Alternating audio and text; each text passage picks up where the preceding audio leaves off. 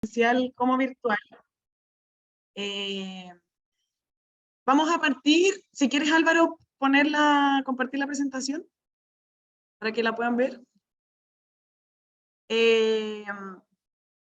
Voy a partir haciendo un contexto muy breve con algunos datos que nos hablan un poco de la brecha de género que existe aún en ciencias, para que después demos paso a Natalia, Carolina Rodríguez y Carolina Estudillo para que vayan presentando cómo ha sido su trayectoria en el mundo científico como mujeres. Y después vamos a reflexionar sobre una pregunta que les voy a dejar plantada al final de la presentación, ¿ya? Natalia va a presentar en portugués, conversamos con ella para que ella presente como de una manera, hablando un poco más lento para que podamos entender, y tenemos un intérprete que nos va a ayudar si es que hay algunas partes que no nos quedan muy claras de la presentación de Natalia. ¿Ya?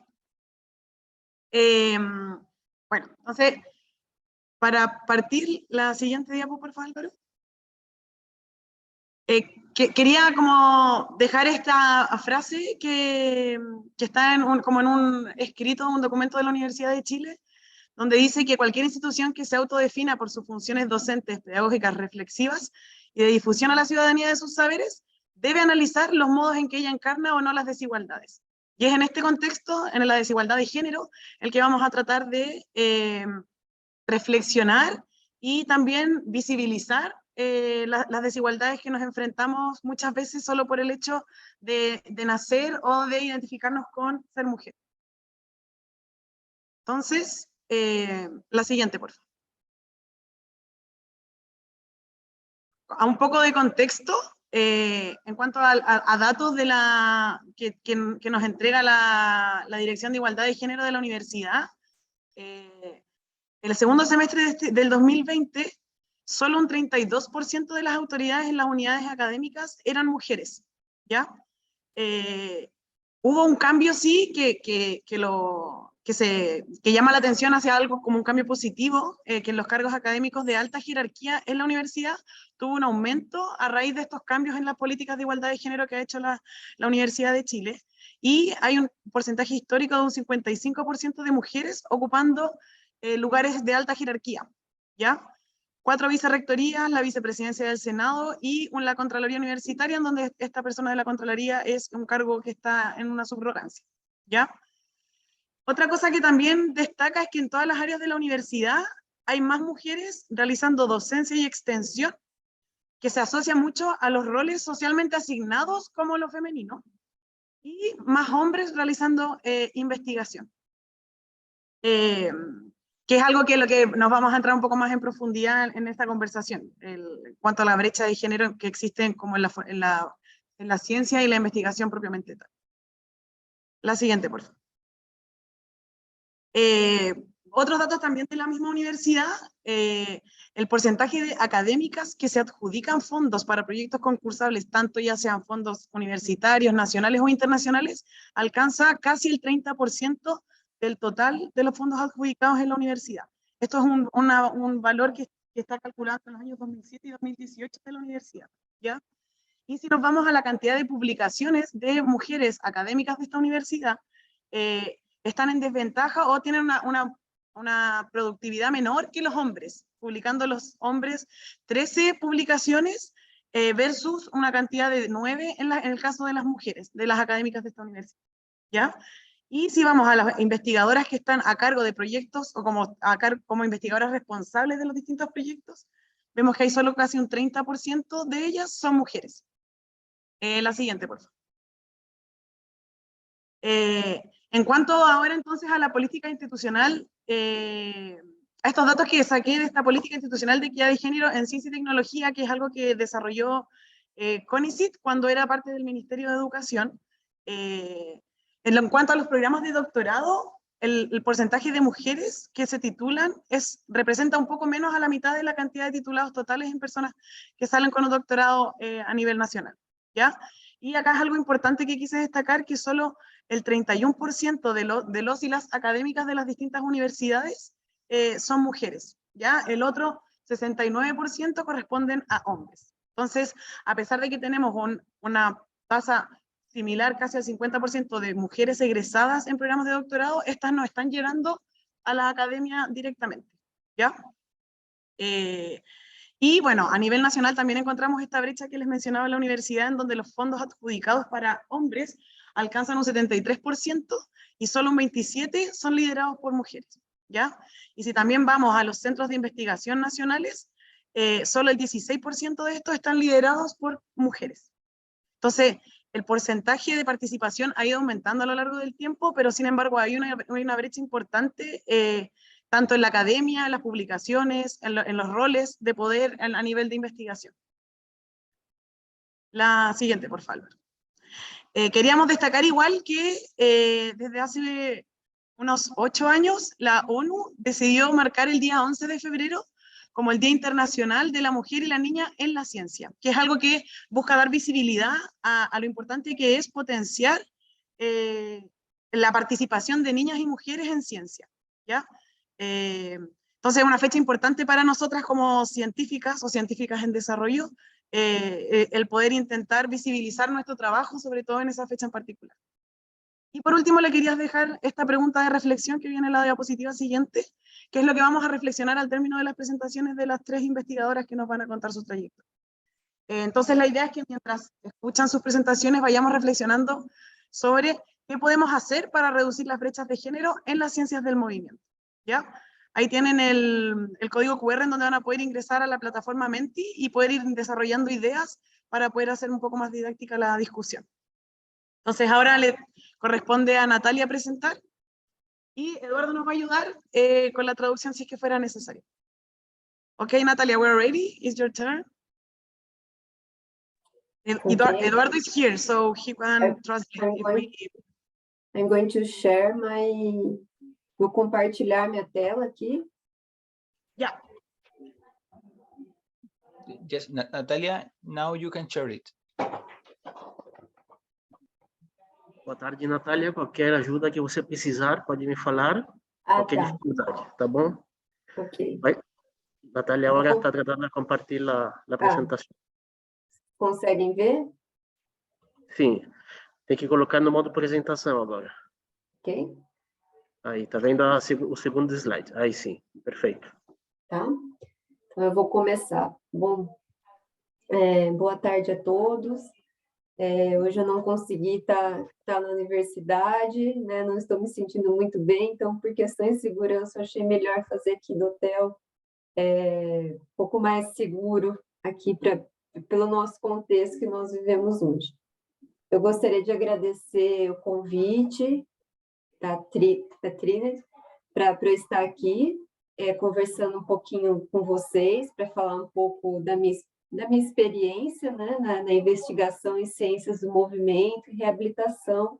Então, os desafios que eu já enfrento, né, essa questão da mulher na área da pesquisa. Então, eu vou falar um pouco para vocês sobre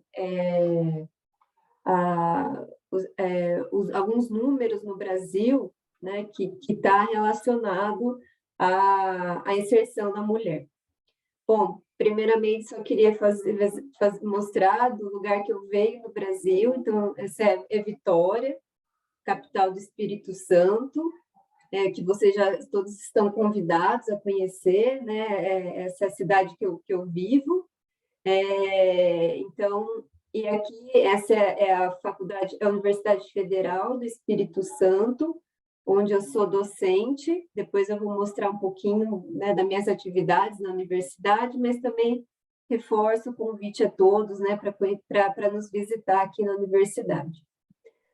Aqui é meu laboratório, que eu coordeno, um laboratório de biomecânica, onde a gente analisa movimento, voltado, né, para a população idosa, para essa parte de reabilitação. Então, como vocês conseguem ver aqui na figura, a gente tem uma plataforma de força, a gente tem uma passarela onde faz análise de marcha com câmeras, e a gente também tem um equipamento de eletromiografia para investigar, né, a atividade muscular.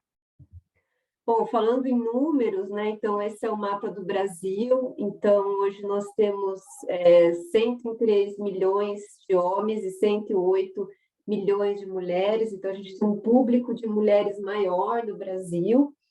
E quando a gente fala, vê um pouquinho dessa porcentagem, então 55% da população brasileira possui ensino superior, e 57% desses estudantes são mulheres. Então, a gente vê um pouco mais da metade aqui dessa participação, né, que são mulheres. Então, na graduação, nos cursos na universidade, a gente também vê um pouco mais, né, de mulheres em relação aos homens. Então, a gente vê que na graduação a gente tem 21,5% de mulheres e 15,6% de homens. Quando a gente vai para os cursos, a gente tem um predomínio das mulheres, aqui, então aqui 54,9% dos cursos bacharelado e 71,3% no curso de licenciatura. Então, se a gente ver esse gráfico, as mulheres, né, são sempre mais para a área da saúde e do bem-estar, comparado com a licenciatura, né? Então, se a gente voltar nesse gráfico, a gente vê que 54% escolhe cursos de bacharelado, que é mais voltado à saúde, e 71% mais para a licenciatura. Então, a gente vê que 92% é pedagogia, 90% é serviço social, e os outros cursos, né, a gente vê como cursos voltados para a área da saúde.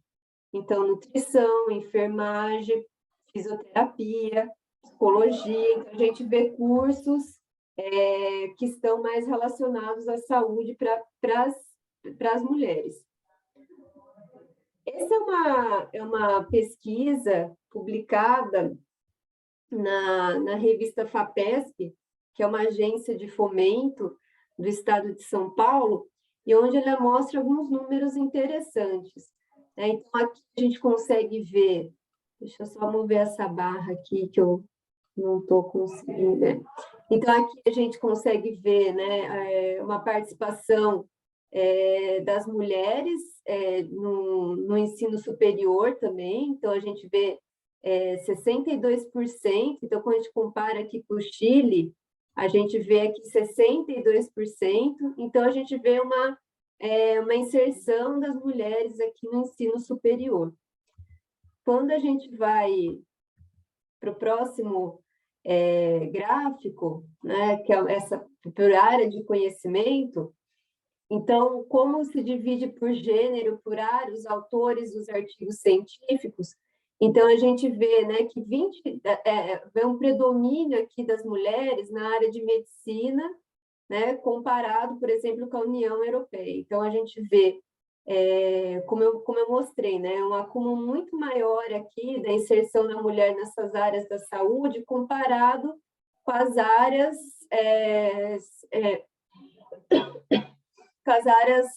socioculturais, por exemplo, né? Então, isso reforça aquele dado que eu mostrei. Bom, essas são duas sociedades brasileiras. Então, essa é a Sociedade Brasileira de Biomecânica e essa é a Sociedade Brasileira de Comportamento Motor. Então, aqui é onde a gente tem o predomínio, aqui só na Sociedade Brasileira de Biomecânica de homens, comparados com mulheres. E isso aqui é o único dado que a gente consegue ver que tem uma porcentagem maior de homens que mulheres, talvez por a biomecânica ter sido uma área ainda nova no Brasil, então a gente vê essa porcentagem um pouco mais alta de homens comparado com mulheres. Mas a Sociedade Brasileira de Comportamento Motor, a gente vê um número maior de mulheres relacionado a homens, quando a gente vê isso, eu estou mostrando, né, a diretoria da sociedade, e sendo que eu faço parte dessa diretoria científica dessa Sociedade Brasileira de Comportamento Motor. Então, a gente tem 7 mulheres nessa diretoria, né, comparada aqui com 5 homens, né? Então, aqui a gente tem um predomínio aqui das mulheres. Esses são três agências de fomento do Brasil, FAPES, que é da Instituição do Espírito Santo, onde financia a pesquisa, o CNPq e a CAPES. Então, eu trouxe essas agências de fomento para falar algumas particularidades relacionadas a alguns editais que essas agências de fomento têm. Então, por exemplo, a FAPES, recentemente, ela lançou um edital só para mulheres pesquisadoras jovens, que terminam o doutorado, né, e já estão têm inserção nas universidades. Então, só para as pesquisadoras jovens, né, que entram na universidade. Então, isso é um dado importante, né, que isso é um incentivo para as mulheres, né, nessa área da pesquisa, o que mostra, né, uma valorização e uma ascensão grande, né, das mulheres na pesquisa. O CNPq também tem alguns prêmios relacionados a destaque da mulher na ciência, então isso abre também edital para as mulheres se candidatarem para ganhar prêmios. E um dado interessante é que nós, brasileiros, colocamos o nosso currículo nesse site do CNPq. E para as mulheres que têm filhos, você tem uma opção, né, que você pode colocar que você teve filho recentemente. Então, o que isso mostra? Né? Que caso alguém vai analisar o seu currículo da mulher e ver se, às vezes, tem um espaço de tempo ali que não teve uma publicação ou que não teve inserção da mulher em alguns projetos, isso vai ser explicado, né, pela licença maternidade, por exemplo. Então, isso já tem nessa plataforma, para você também incluir isso, e que isso vai ser uma explicação no futuro, né, de repente, para uma falta ali, né, de publicação ou de inserção de alguns projetos científicos. E a CAPES também tem alguns editais que só as mulheres se candidatam. Então, recentemente, eles abriram também um edital de pós-doutorado para mulheres, né, com ações afirmativas, e para mulheres negras, né? Então, foi uma última ação. Então, eu trago assim, para contar um pouco da experiência do Brasil, da inserção da mulher, mas para mostrar que há uma força, né, há um incentivo dessas agências de fomento para a mulher na pesquisa. Bom, falando um pouquinho da minha experiência, né? Então, eu sou graduada aqui em Educação Física, depois eu fiz especialização, mestrado, doutorado, e dessas minhas experiências, né? Agora eu venho um pouco, assim, de desafio por ser mulher, né? O que eu enfrentei na minha carreira, né? Os desafios, né? Eu acho que foi quando eu assumi uma posição aqui de destaque, quando eu assumi a coordenação do curso de pós-graduação em Educação Física, onde eu tinha que lidar com a maior parte dos professores que era homem, então isso eu tinha que lidar com essa questão de ter uma mulher ali no poder e lidar ali com alguns conflitos internos. Então, acho que isso foi um momento assim, desafiador na minha carreira, que hoje eu coloco assim, mais desafiador, e obviamente, né, que a mulher tem uma dupla jornada, né, tanto de cuidar da casa, como estar na sua profissão, que isso é diferente para o homem, né? Então isso já vira algo mais desafiador, mas lidar, por exemplo, com esses problemas internos, de onde algumas pessoas, às vezes, acabam não dando crédito a essa posição de destaque, né, de você ser mulher, né? Infelizmente, isso às vezes acontece, mas que você tem que, a todo tempo, ali, levar esses desafios para que nenhum conflito aconteça, né? Então, assim, acredito que eu consegui lidar com situações, mas eu confesso que isso é algo desafiador, a gente sempre tem que estar retomando, né, nosso lugar, enfim, falando um pouco da nossa importância ali por estar numa posição de destaque, né? Então, sempre a mulher também, na pesquisa, a gente tem desafios, como eu falei, para a gente ter essa dupla jornada, mas eu entendo que hoje, no meu país, no Brasil, isso já tem sido bem discutido e, como eu mostrei para vocês, né, tem editais, aí, agências de fomento que têm valorizado, né, a inserção da mulher nesse cenário da pesquisa, tá?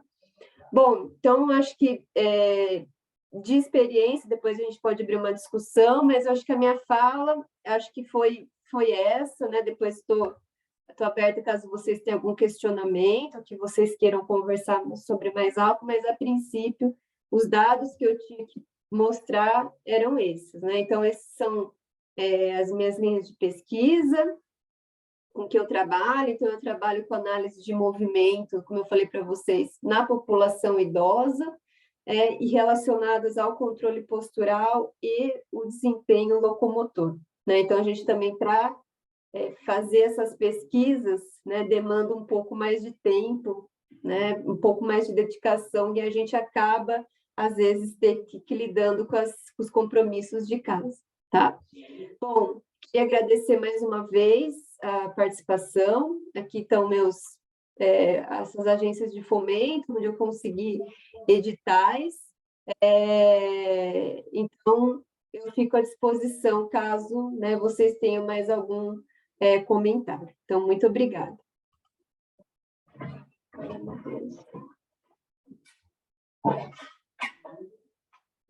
Obrigado, Natália. Vamos começar agora a dar o passe ao professor Álvaro Besoin, da Trinidad. Vamos dar o passe agora à apresentação da Carolina. Vamos dar o passe agora à apresentação da professora Carolina.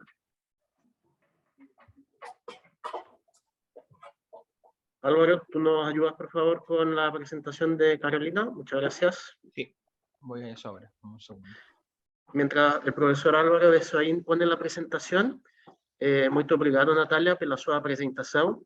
Muito interessante a condição do Brasil, muito parecido ao Chile, e muito parecido a esta condição que describe Natália em relação à condição de Brasil, também isso passa em Chile. Muito interessante o que você falou a respeito à valoração das agências de financiamento. Es muy interesante lo que describió respecto a las agencias de financiamiento que valoran mucho la condición de la mujer, la presencia de hijos, la pérdida, ¿cierto?, de tiempo al momento de la crianza, y eso se valora al momento de las postulaciones que están haciendo las investigadoras. Muy bien, doy el pase a la profesora Carolina.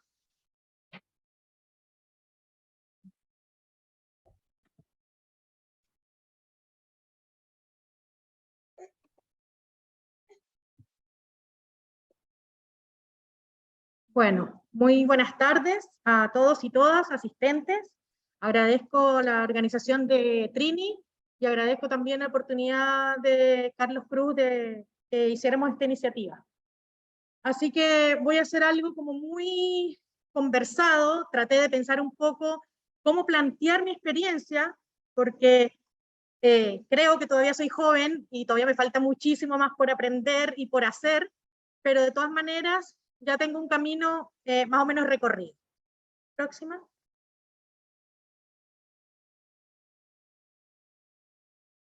¿Cómo voy a partir de esta experiencia que tengo? Bueno, primero voy a tratar de hablar en el ámbito personal, en mis inicios, y ahí voy a contar cosas que jamás le había compartido fuera de la familia. También voy a hablar de la realidad en el área. No quise involucrar mucho los temas de estadística a nivel nacional, porque ya había una parte introductoria con Trini, y un poco también lo que tiene que ver con la investigación propiamente tal, de las experiencias que yo he realizado junto con mi equipo de investigación. Próxima.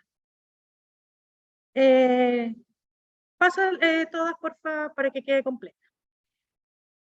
Ay, gracias. Bueno, en el ámbito personal, y aquí esta es una anécdota que encontré porque soy cachurera,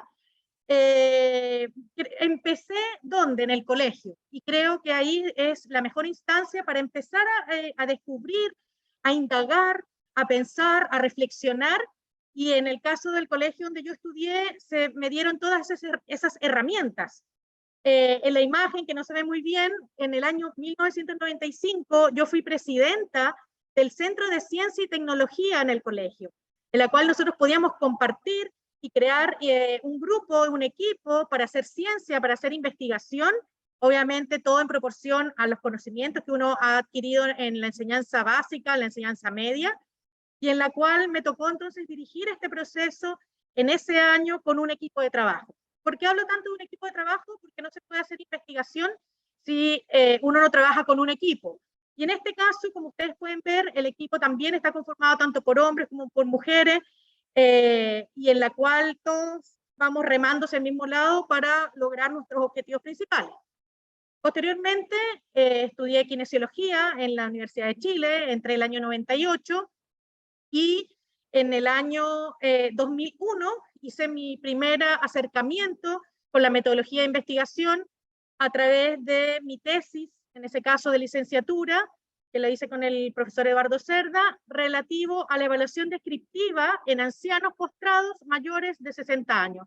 Y aquí ya empecé a descubrir la importancia del movimiento humano por el foco de atención, en este caso, de que, ¿qué es lo primero? Y aquí empiezo a descubrir que no solamente el movimiento humano tiene que ver con el sistema musculoesquelético, sino también con la parte cognitiva, porque aquí nosotros estudiamos a estos adultos mayores a través de su tema mental y a través de los temas musculoesqueléticos, y nos dimos cuenta que es primero, el huevo o la gallina, ¿qué es primero? ¿Se postran por la parte mental o se postran porque tienen problemas musculoesqueléticos y eso le afecta a la parte mental? Entonces empecé a incursionar en el año 2001 con esta tesis con el profesor Eduardo. Posteriormente, continué mis estudios, mi interés en lo que tiene que ver, seguir especializándome con nuestras propias, digamos, herramientas para seguir avanzando en la investigación, en la ciencia.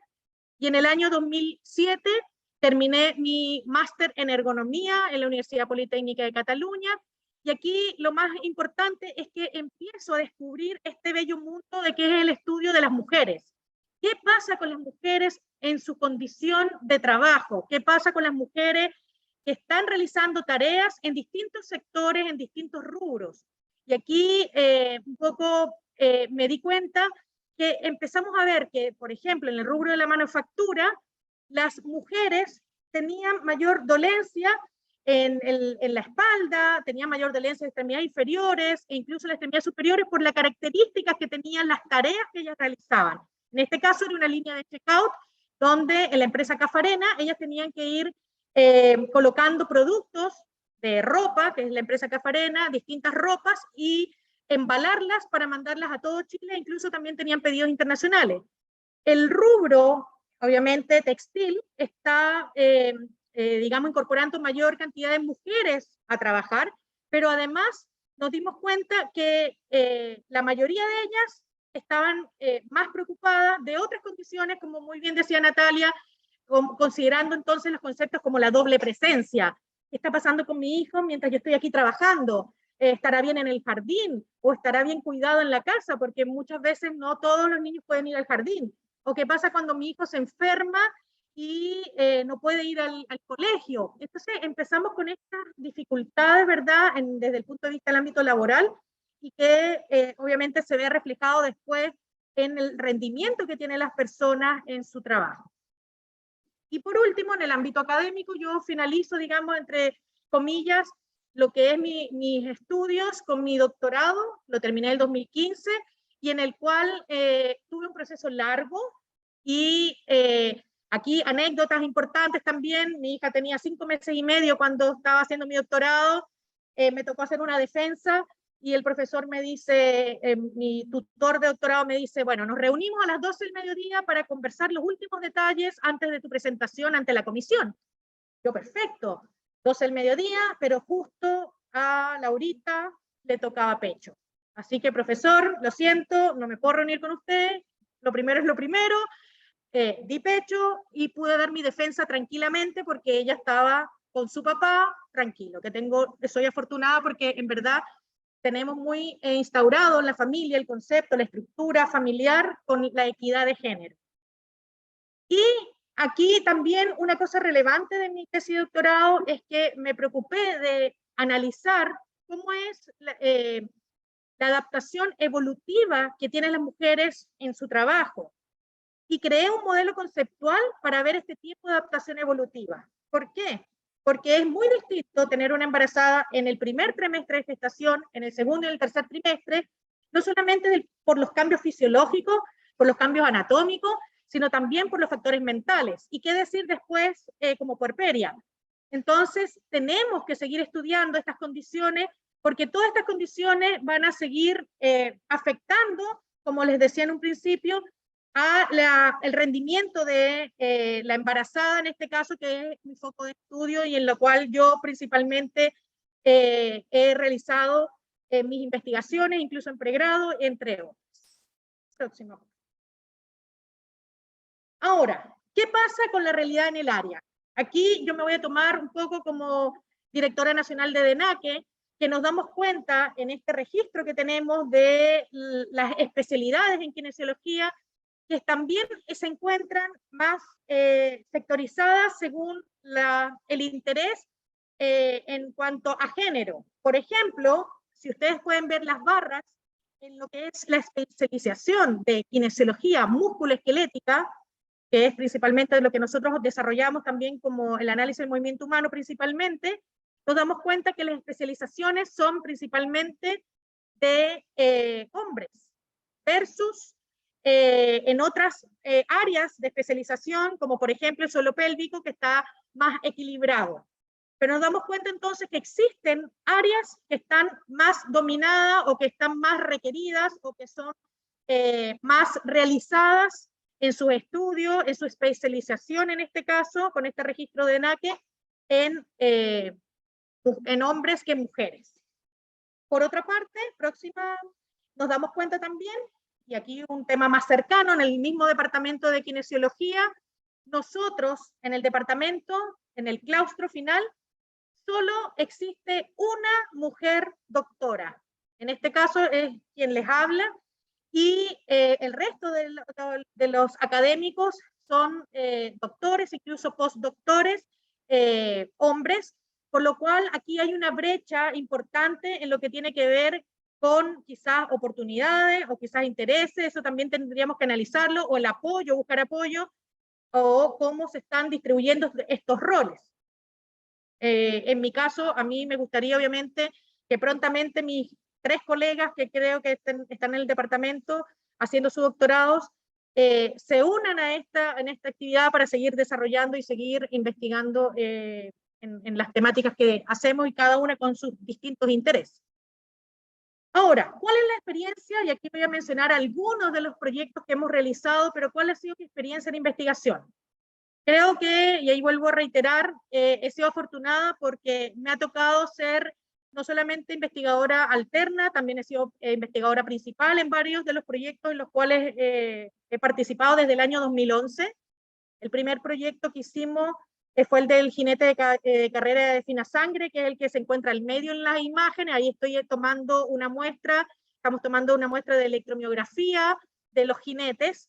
Y aquí quiero decir que se vuelve a reiterar que no solamente los que hacemos investigación son principalmente hombres, sino que muchas veces las personas o nuestra muestra, o nuestra población termina siendo principalmente hombres. Obviamente va a depender del área de estudio, pero en general, en lo que hacemos nosotros, que es investigación aplicada, con la línea del movimiento humano, biomecánica y ergonomía, nos damos cuenta que son más hombres. Y en este caso, el rubro o el oficio de los jinetes, teníamos 100 jinetes del Club Hípico y del Hipódromo de Chile, y solo de los 100 había una mujer, que era obviamente jineta profesional, que era lo que estamos estudiando. Estamos haciendo un estudio desde el punto de vista nutricional, biomecánico, fisiológico, para dar recomendaciones. Por lo tanto, nos damos cuenta que las recomendaciones que nosotros damos en este oficio estaban 100% focalizadas entonces al género masculino,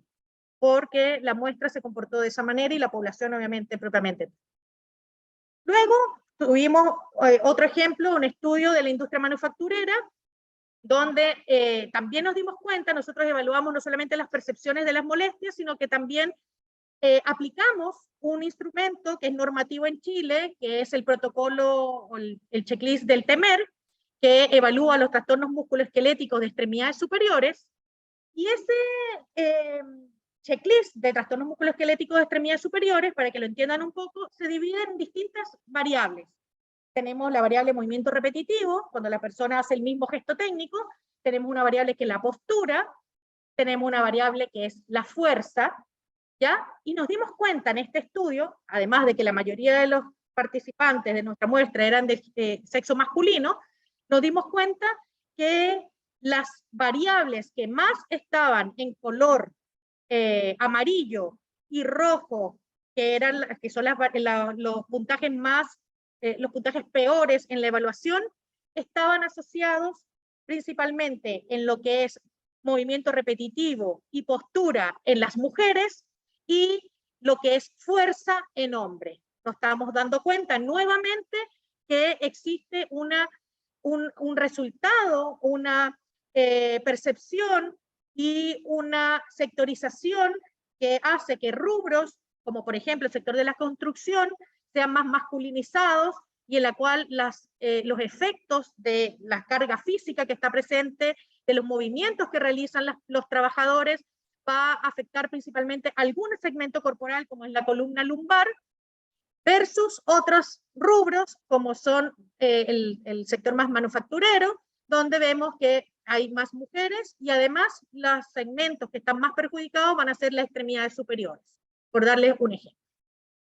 Y por último, todavía no, gracias. Y por último, el último estudio, lo terminamos el año pasado, tiene que ver con el teletrabajo, tema importantísimo que se dio más a conocer en la época de la pandemia. Esto ya lleva años en empresas chilenas realizando teletrabajo, pero en nuestros últimos estudios nos dimos cuenta también que la mayor participación de la muestra estudiada son mujeres, y también estudiamos la condición de la carga mental y la percepción de molestias musculoesqueléticas.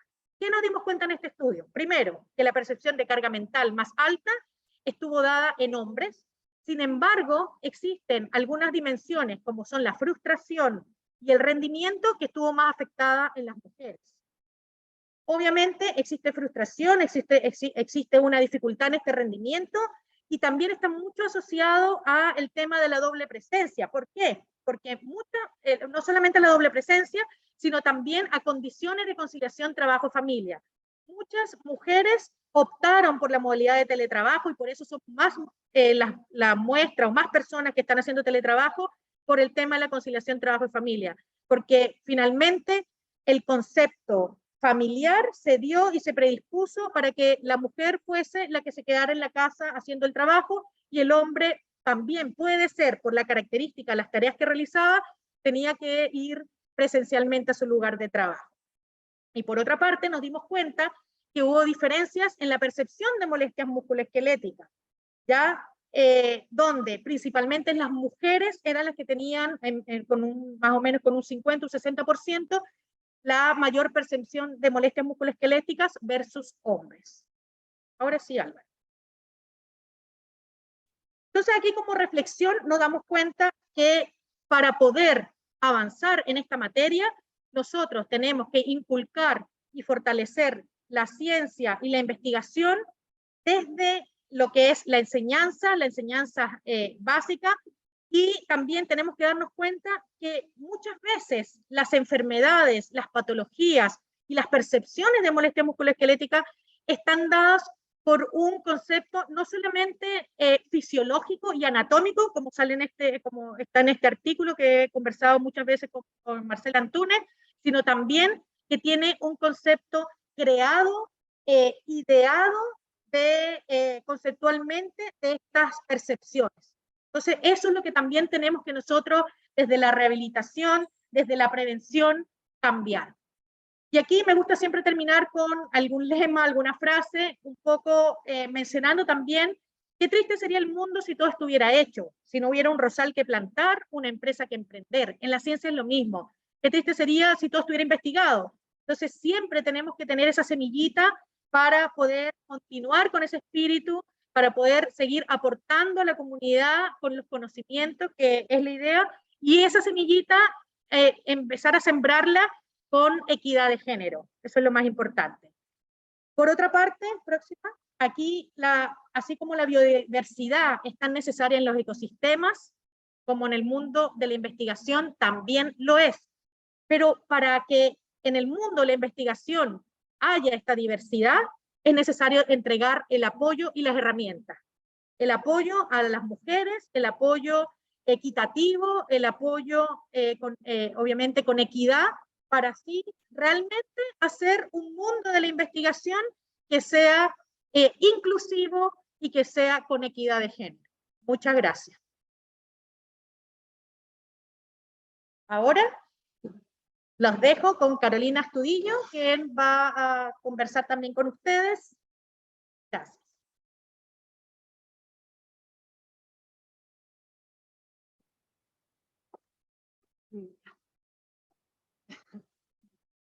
Me voy a sacar esto para que me puedan ver la cara.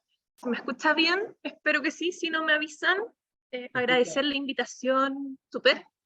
Yo miro a la tele, donde sale el audio. Muchas gracias por la invitación y por la organización que realizó Trini, también Carlos, que fue de los gestores de esta idea.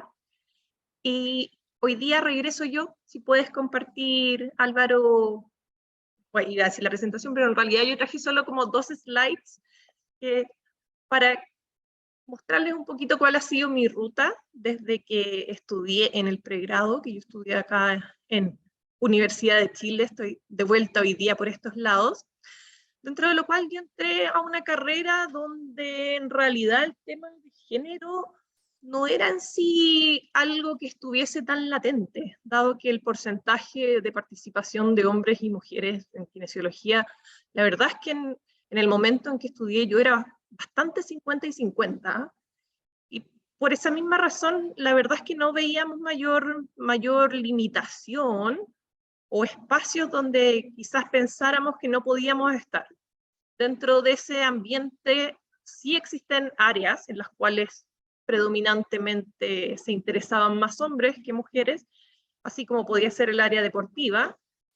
Sin embargo, no era necesariamente el único requisito para estar allí. Habían en realidad otras dificultades también que superar para quienes querían estar en el área deportiva y otras áreas que sí estaban siendo más exploradas a lo mejor o abiertas por mujeres, quizás por algún tema también que les tocaba más de cerca, como es todo el área de piso pélvico. Sin embargo, nunca dentro de mi experiencia en el pregrado surgió en mí ni el interés, ni la inquietud, ni la duda, ni el conflicto con respecto a los temas de género, la verdad. Después de terminar el pregrado, la verdad que ahí yo me di cuenta en el 5º año, yo dije, yo quiero seguir estudiando, quiero hacer un magíster, quizás un doctorado, en una etapa en que no tenía mucha claridad.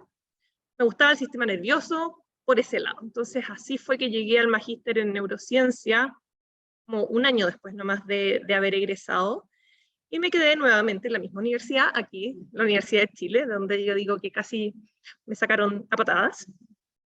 Y estando acá en el magíster conocí un mundo que era muy distinto, porque me fui por el lado más de la neurociencia cognitiva, entré en un laboratorio que dentro de los laboratorios que existen acá en la facultad es bastante integrativo, y en ese momento se llenó de kinesiólogos, estaba lleno de kines.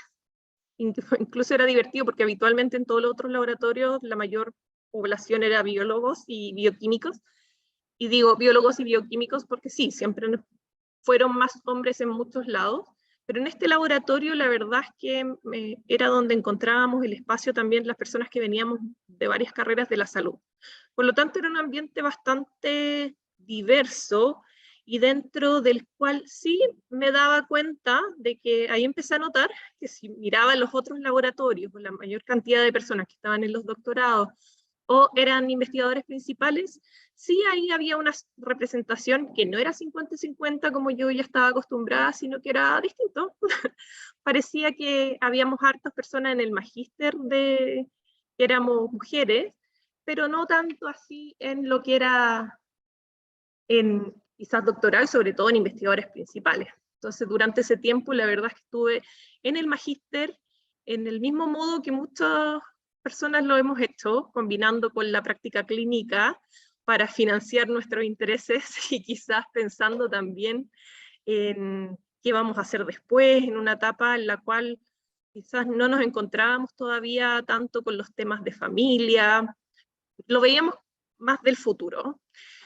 Y después de terminar el magíster, yo quedé absolutamente convencida de que quería seguir en este camino de la ciencia, pero todavía me sentía bastante pequeña en este mundo, me daba cuenta de pocas cosas. Pasé por un tiempo, que fueron casi 2 años, donde estuve en clínica, 1 año y medio, y me devolví, por así decirlo. Es un momento en que yo decía, ya, voy a ser kinesióloga ahora. No, ya no voy a ser más kinesióloga. De hecho, yo incluso en algún momento dije, voy a vender estas cosas, ya no las voy a ocupar más. Entonces fue un camino de constante descubrimiento, dentro de los cuales yo decía, no sé, me reinventé varias veces. Cuando volví al doctorado, volví más reencantada con el movimiento propiamente tal, porque cuando estuve en el magíster yo dije, ya, yo me voy a quedar estudiando cosas cognitivas, ya, chao el músculo, chao el movimiento, no estoy ni ahí con esto.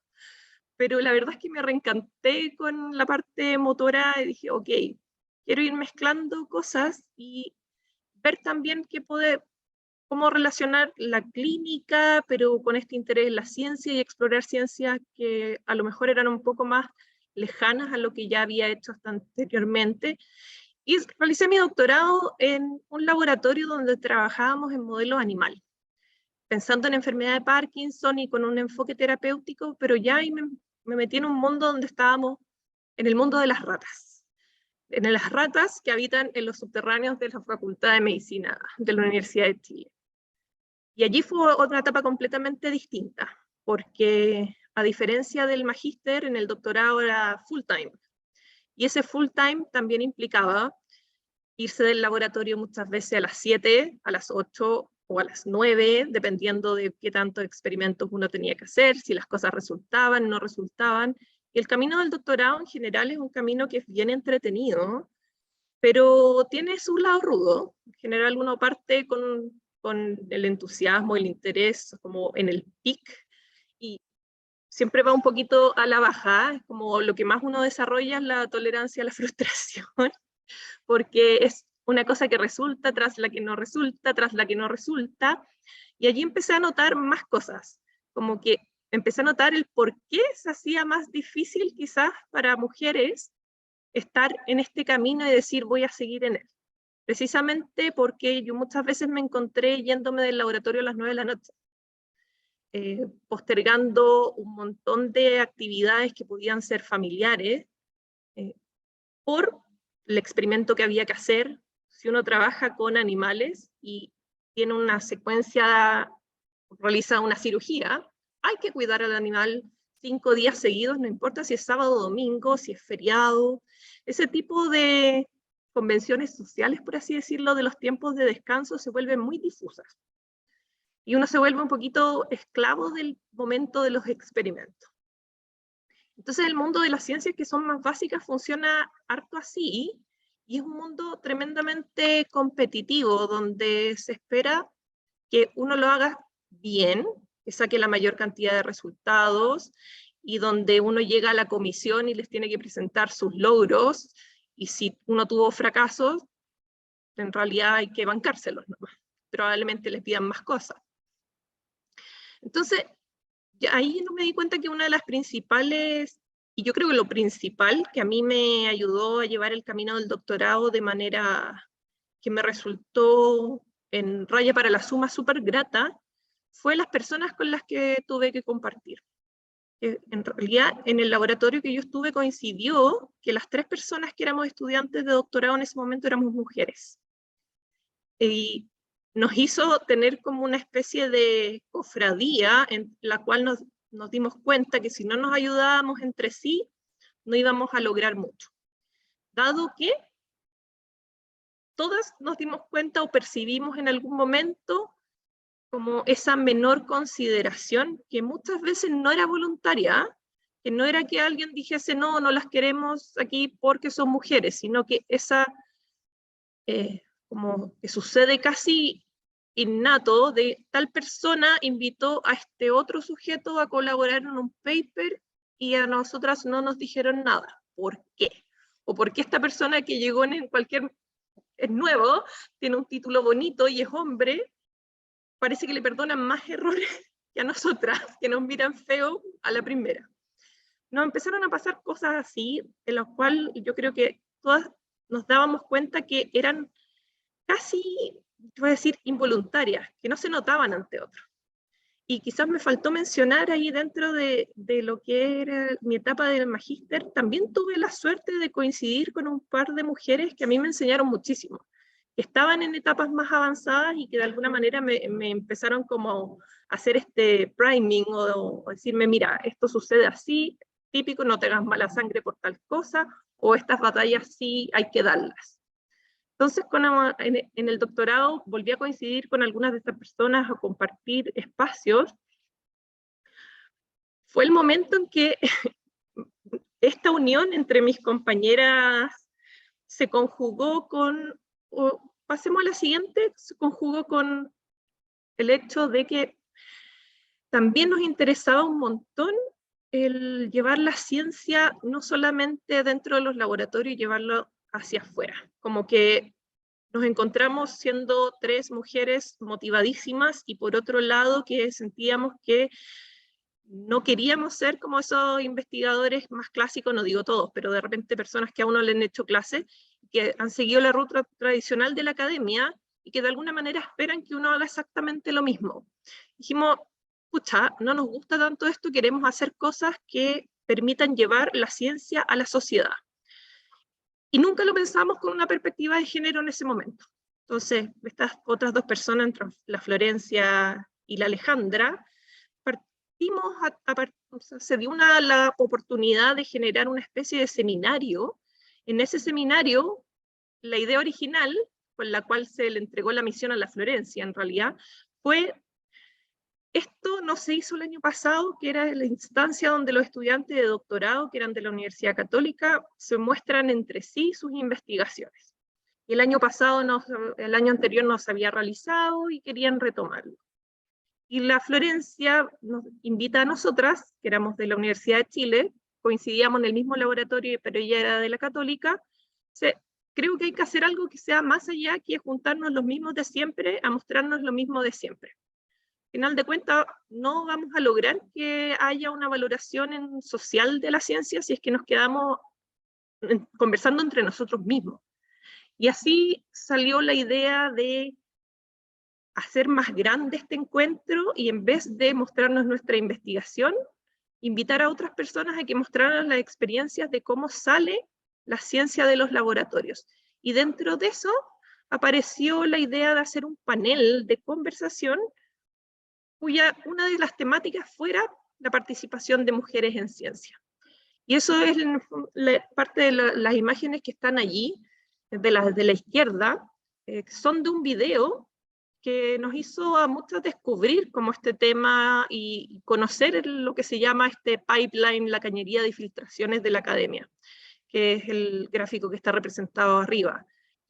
Muestra cómo en realidad la participación de las mujeres en ciencia no es menor porque no les interese, porque a nivel de licenciatura la participación es bastante equitativa, a nivel de magíster todavía se mantiene equitativa, pero cuando pasamos a la parte del doctorado se va reduciendo y ya de pasar del doctorado a ser investigador principal hay como un 30%, o sea, casi un 30% que se pierde en el camino y que no se entiende bien por qué.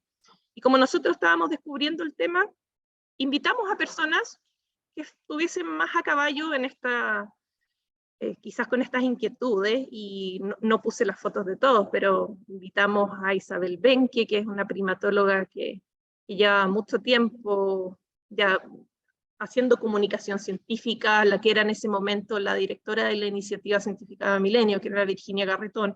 Invitamos a Cecilia Hidalgo, que es Premio Nacional de Ciencia, y invitamos a Pedro Maldonado para no ser solo mujeres, y también que escuchar la perspectiva también de un hombre, darle el espacio, que pudiesen hablar también. Y una abogada que nosotros conocíamos que tenía mucho interés en ciencia, que es la Claudia Bobadilla, una mujer super power. Y en ese investigar para realizar esta jornada, quedó el bichito y nos empezamos a dar cuenta de algunos temas que existían, conceptos que no habíamos escuchado antes, como neurosexismo. Y al final de cuentas, este grupo creció. De las organizadores que partimos 3, empezamos a golpear más puertas, a invitar a otras personas ahí que nos ayudasen en esta organización, y terminamos formando un grupo del cual el 80% son mujeres. Y allí nos dimos cuenta que todos habíamos escuchado alguna vez el hecho de que trabajar con puras mujeres es jodido.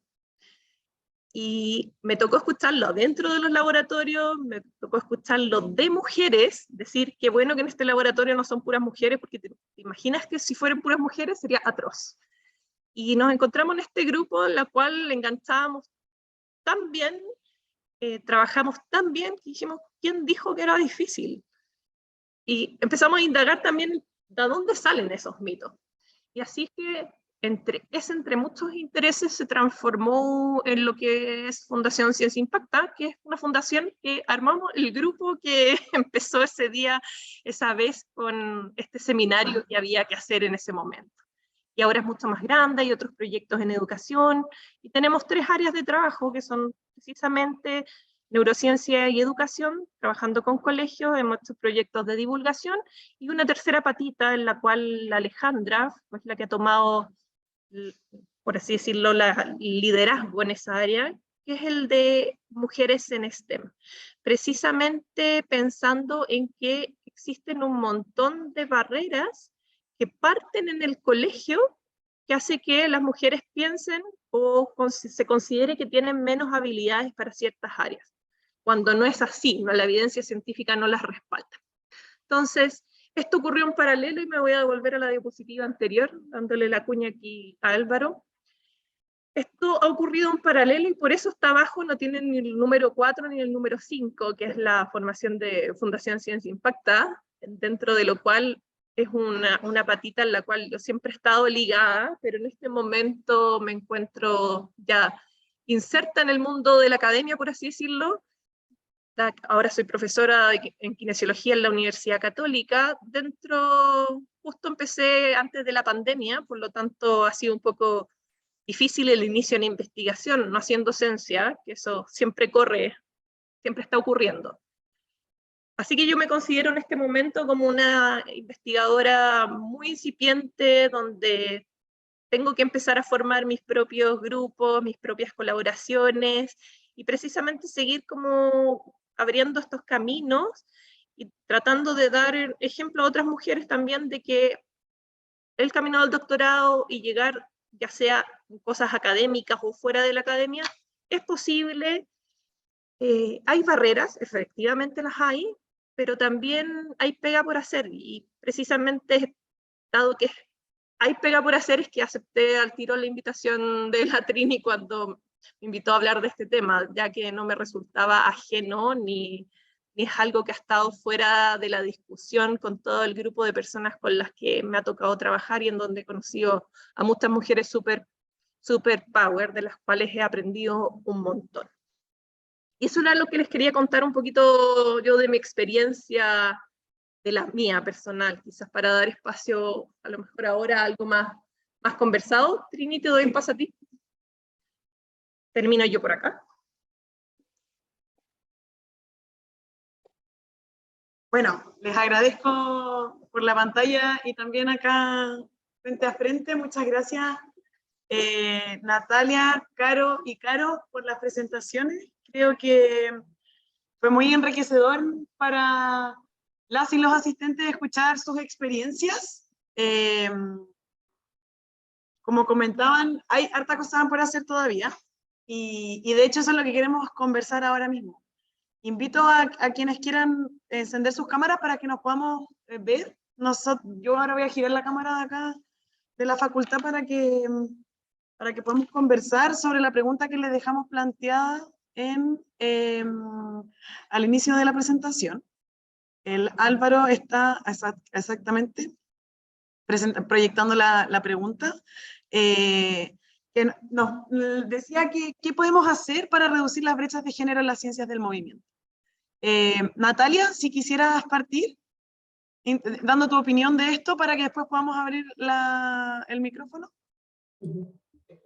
Acho que, como eu falei, eu acho que tem que ter um incentivo, né, desses órgãos de fomento, né, que eu acho que isso já tem uma iniciativa aqui no Brasil, de reduzir essas brechas de gênero.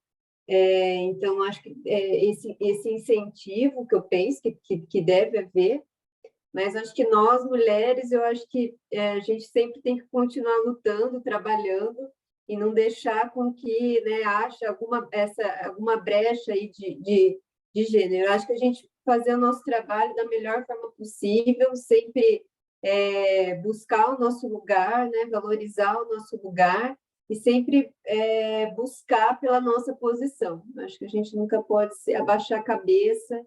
Eu acho que é sempre buscar a nossa posição como um reconhecimento do nosso trabalho, né? Então, acho que são dois pontos, né, de você ter um incentivo, buscar por essas questões na universidade, né, sempre ter buscar esse lugar na universidade. Acho que nós, como fazer o nosso papel, é trabalhar, lutar, que eu acho que isso sempre lá na frente o reconhecimento vem. Então, acho que é uma luta que a gente nunca pode se calar e nem desistir. Então, eu vejo isso, assim, para mim, né, eu coloco isso como uma batalha mesmo, que eu falo que eu nunca vou me calar, apesar de várias viver situações, né, que a gente acaba sendo exposta, mas eu acho que a gente não pode se calar, não pode...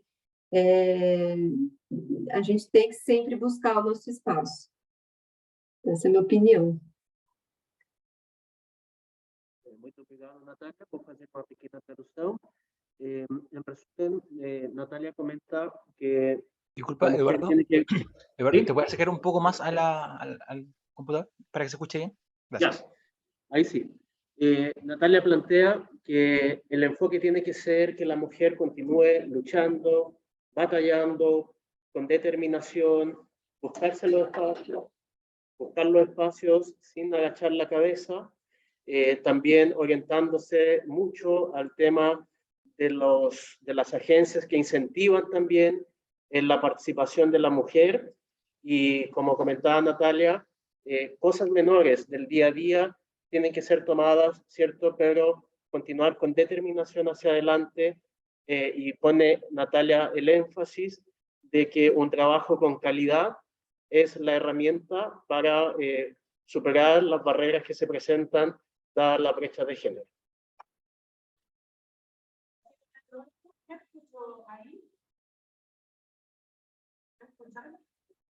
No se escucha si están comentando.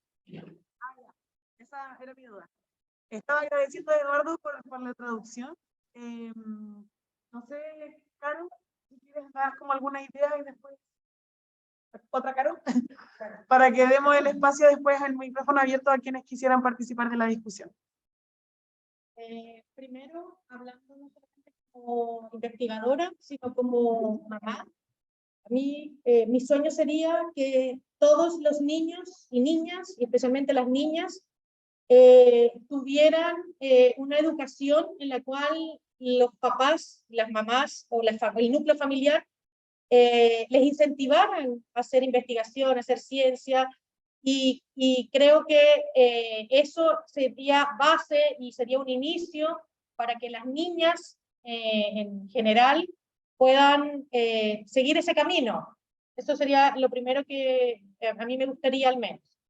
Lo segundo, ya desde el ámbito académico y del ámbito profesional y del ámbito de la investigación en la universidad, creo que Hemos avanzado, se han generado nuevas directrices, tenemos nuevas políticas, ¿verdad? Afortunadamente tenemos a la primera rectora mujer en nuestra institución y de las pocas, creo que han sido solo 5 en Chile, rectoras de universidades. Sin embargo, hay que dar un paso más allá, llevar la teoría a la práctica, porque hay muchas cosas que están bien planteadas en los documentos, pero necesitamos que se lleven a lo concreto.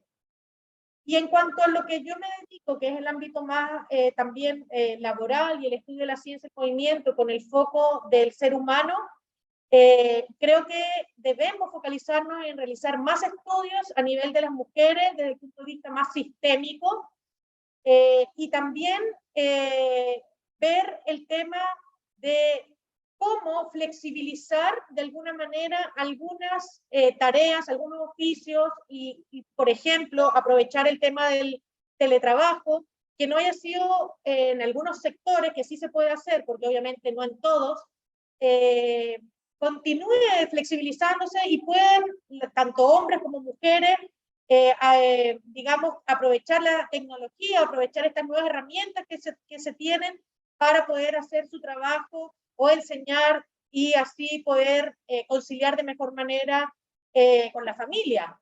Eso por una parte. Por otra parte, ¿por qué no soñar? Porque el día de mañana no ser en la telemedicina o la telerehabilitación, de alguna manera también para buscar estas flexibilizaciones. Y por último, bueno, yo por lo menos continuaré trabajando que en todos los proyectos de investigación en los cuales participe, buscar la manera de que sea con equidad de género. Pero también, y aquí yo quiero un poco dejar claro que no quiero una equidad de género por un número. No quiero que sean 3 hombres y 3 mujeres, sino que quiero que sea una participación de verdad, y si tienen que ser más mujeres porque están con los conocimientos, están capacitadas bien, y si en ese momento tiene que ser un poco más de hombres también. Entonces, buscar realmente el concepto de equidad de género como es. Eso. Gracias, Carlos. Quería darle, antes de que la Caro Estudillo continuara respondiendo la pregunta, la palabra a Álvaro para que nos explique bien cómo funciona la plataforma Menti y así invitar a todas y todos los que están desde sus casas a poder participar. Muchas gracias, Trini. A la gente que está en su casa a través del Zoom, les dejo nuevamente el link del Menti, el cual corresponde a un archivo, o sea, una plataforma que nos permite interactuar mucho mejor. Entonces, para que puedan participar, pueden pinchar un link que estoy dejando en el chat, o bien pueden ir a la página www.menti.com y escribir el código que aparece aquí compartido en la parte superior de nuestra pantalla, que es el 76881795. Mientras siguen conversando, pueden ir dando su respuesta y Trinidad la leerá al final. Eso, Trini. Gracias.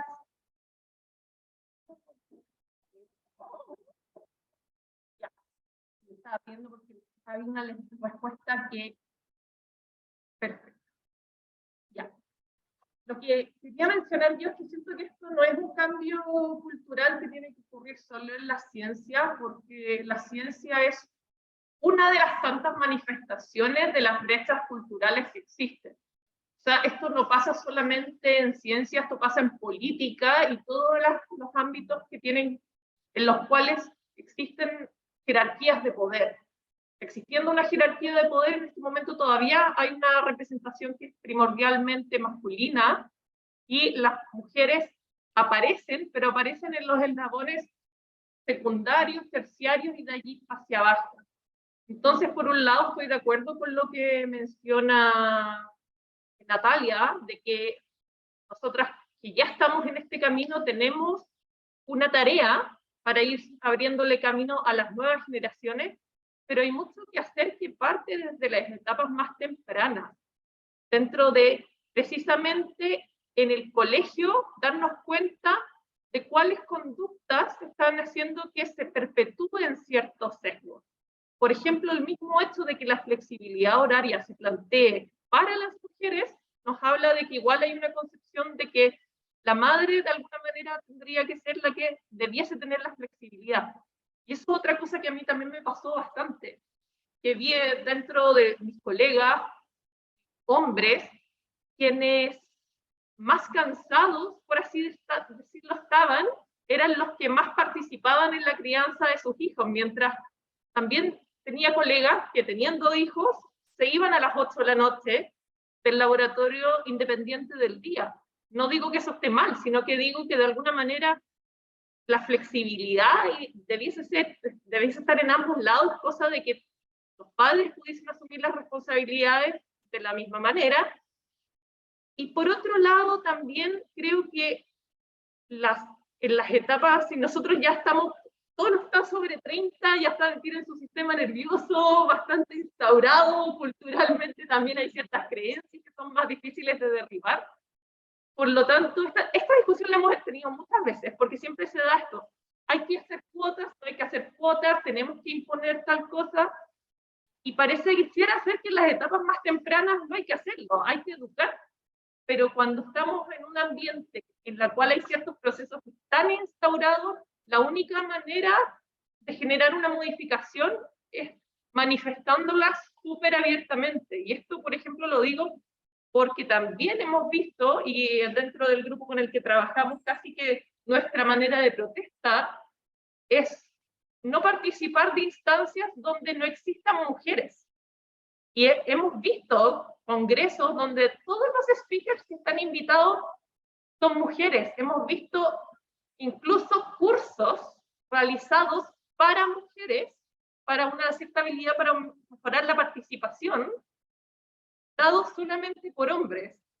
Y uno dice, ¿es porque no hay mujeres? Y como estamos en el medio sabemos que las hay, solo que son menos. Entonces yo creo que ante ese tipo de situaciones tenemos que de alguna manera hacerlas ver.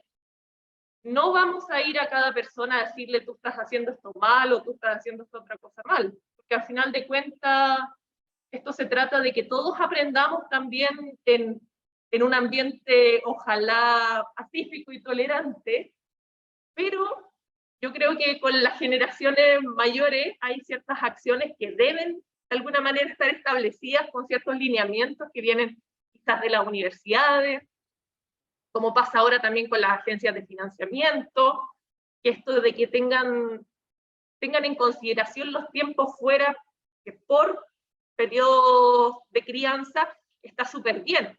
Pero esas mujeres que están allí ya han demostrado un montón de características que las hacen súper luchadoras. Y así como poníamos el ejemplo de la doctora Cecilia Hidalgo, ella tiene la historia de que casi que terminó su doctorado con 4 críos a cuestas y lo andaba colgando en el laboratorio con ellos. O sea, no deberíamos necesitar llegar al extremo para poder participar. Entonces, en resumen, yo creo que hay que generar instancias de lineamientos para las generaciones que ya estamos en ciencia ahora y educar a las más chicas para derribar todas las brechas culturales, no solo en ciencia. Todo lo que implica también sentir que es posible tener cargos de poder o de, quizás no poder, pero de grandes responsabilidades.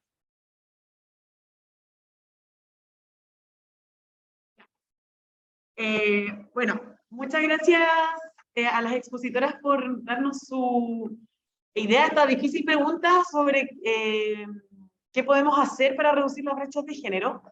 No sé si hay alguien que quisiera dar su opinión más allá de lo que han puesto en Menti a través del micrófono. Si no, voy a ir leyendo las distintas respuestas que han sido entregadas. Así que hay un espacio para si alguien quiere hablar.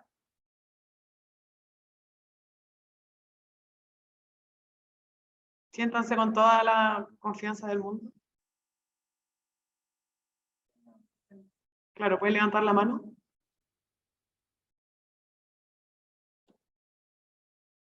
Dale, vamos a dar palabra entonces. Mónica primero y después María Meneses.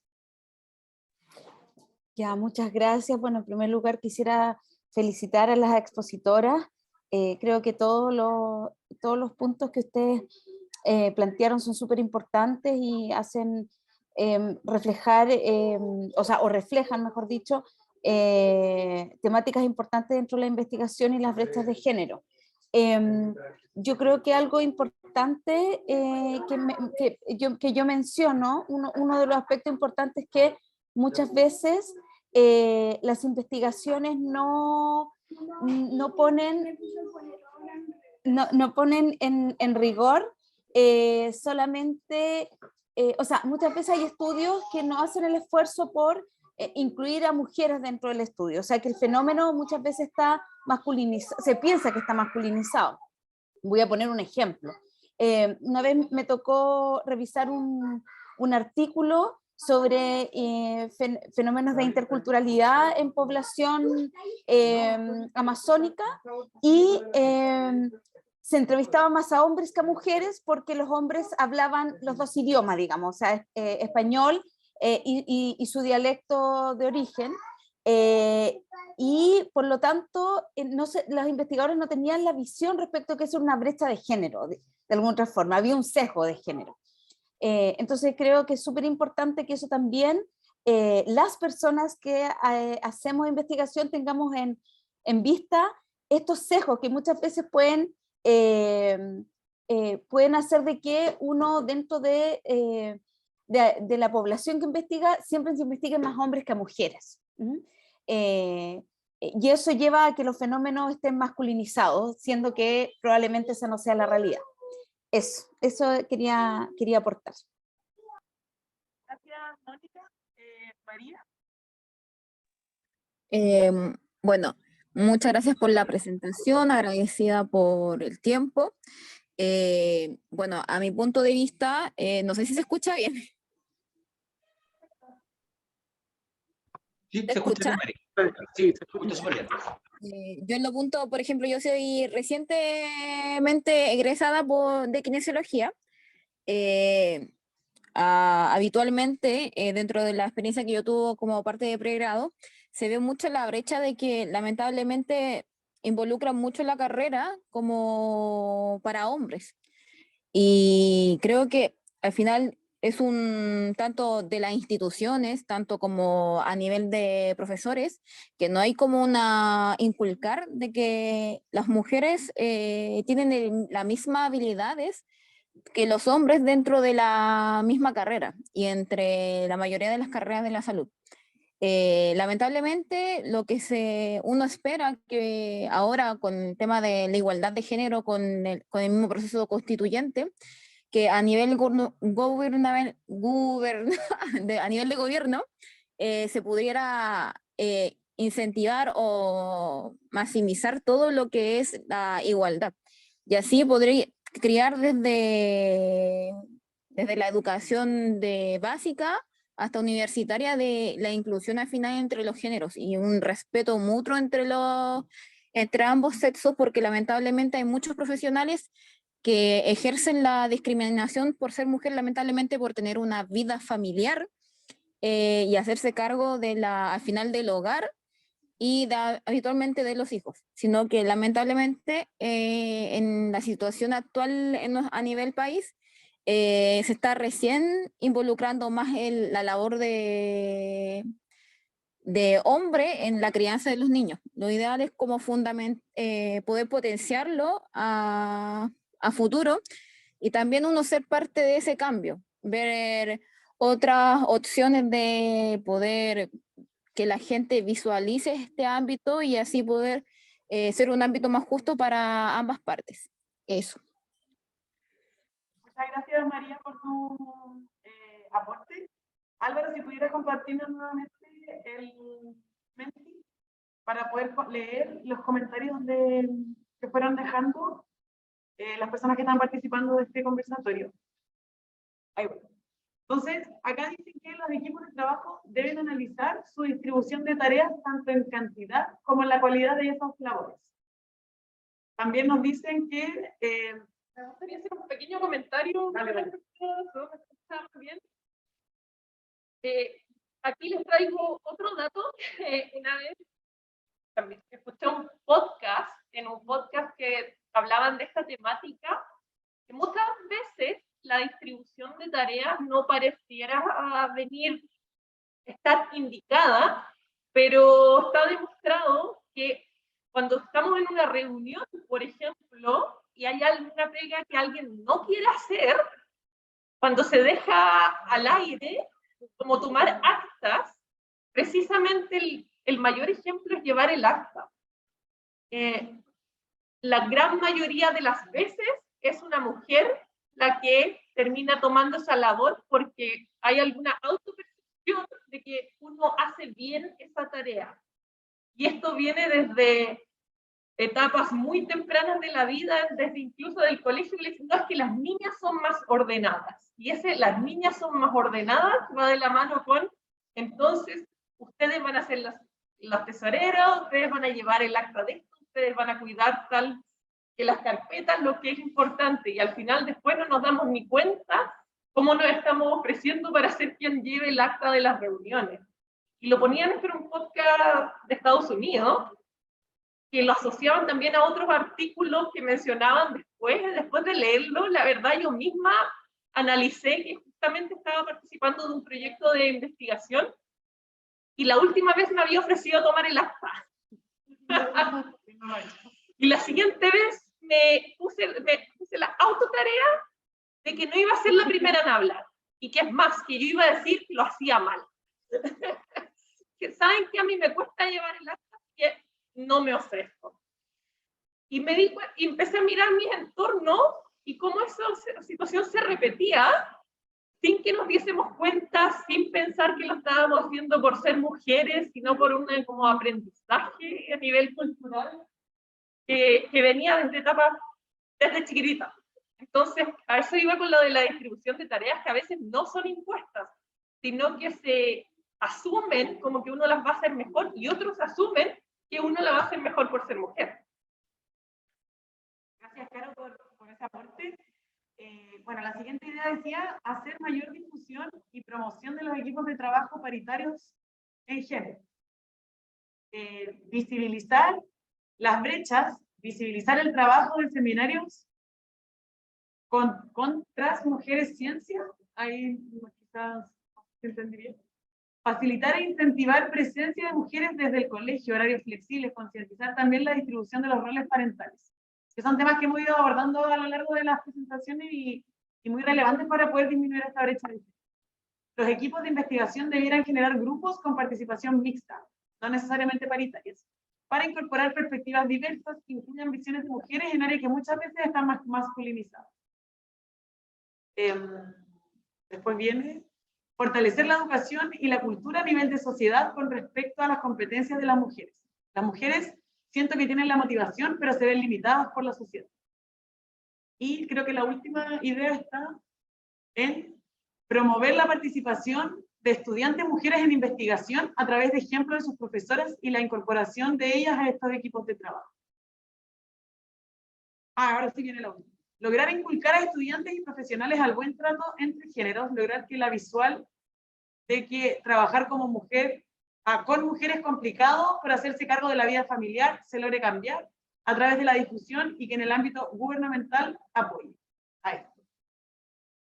Creo que hemos logrado tocar temas que son muy relevantes y que efectivamente nos podemos ir como con esta tarea a nuestros respectivos espacios de trabajo, de vinculación, de la forma en cómo hacemos ciencia, cómo pensamos la ciencia y cómo podemos avanzar en disminuir la brecha de género para finalmente lograr que tengamos una sociedad más equitativa, en particular este conversatorio hablando en ciencia, pero como comentaba la Caro, tiene que ser en todos los espacios en el cual nos desarrollamos como sociedad en general. Agradezco a todas y todos quienes participaron, las ideas por haber aceptado la invitación, Natalia, Carolina y Carolina, Álvaro por la gestión logística desde Zoom y a Carlos por también incentivar esta idea que creo que tuvo una discusión muy fructífera y que nos va a permitir cambiar nuestros espacios de a poco y poder lograr equidad de género más temprano que tarde. Quería pedirles si pueden prender sus cámaras para que podamos tomar una foto para cerrar la actividad. Ahí está la Mónica.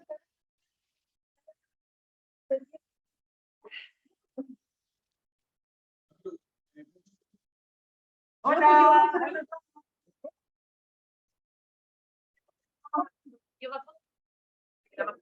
Sí, nos vamos a sacar la mascarilla para la foto. Hay que ver aquí. Álvaro, ¿tú tomas la foto? Perfecto. Lo tomo, sin problema. Ya. 3, 2, 1, va la foto. ¿Lista? Ya, estamos listos con la foto. Muy bien, muchas gracias. Ok, nota, Ya, ahí está. Vamos a cortar la grabación ahora. Muchas gracias por su participación.